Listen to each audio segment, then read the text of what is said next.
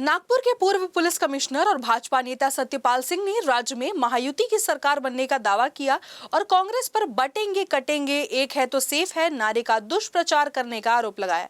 उन्होंने कहा कि विपक्ष समाज को बांटने का काम कर रहा है। गुरुवार को सत्यपाल सिंह प्रचार के लिए नागपुर आए थे।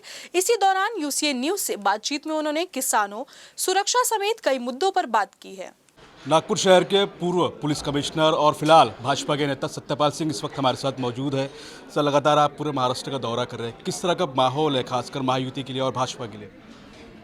देखिए, जहाँ जहाँ मैं गया हूँ बहुत लोगों से मेरी बात हो रही पूरे स्टेट के अंदर। क्लियरली मैं कह सकता हूँ कि महायुति का जोर है और महायुति की सरकार जो है महाराष्ट्र के अंदर बनेगी। दूसरे जो लोग हैं महाविकास आघाड़ी वाले लोग जो तरह तरह के आरोप लगाते हैं, बेबुनियादी आरोप लगाते हैं, ये उनकी निराशा का, उनकी हताशा का प्रतीक है। उनको मालूम चल रहा है कि उनकी पॉलिटिकल ज़मीन जो है खिसक रही है। आजकल कटेंगे तो बटेंगे या फिर एक है तो सिर्फ इस तरह के बयानबाजी खासकर नेताओं के माध्यम से हो रही है।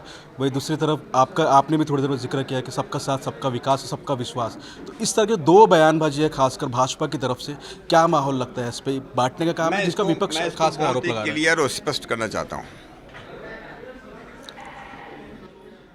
जब से मोदी जी इस देश में प्रधानमंत्री बने हैं, हम लोगों ने जो कहा कि सबका साथ होना चाहिए, सबका प्रयास होना चाहिए, सबका विकास होना चाहिए।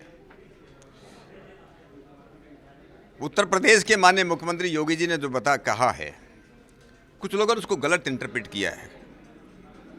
देखिए, हम लोगों को अंग्रेजों ने हमारे ऊपर अगर आकर के राज किया, ये बाहर के लोगों ने आकर के हमारे ऊपर राज किया कि हम जो बट गए थे, बटने के बाद हम मारे भी गए और देश की जो बर्बादी भी हुई, गुलाम देश गुलाम लाए।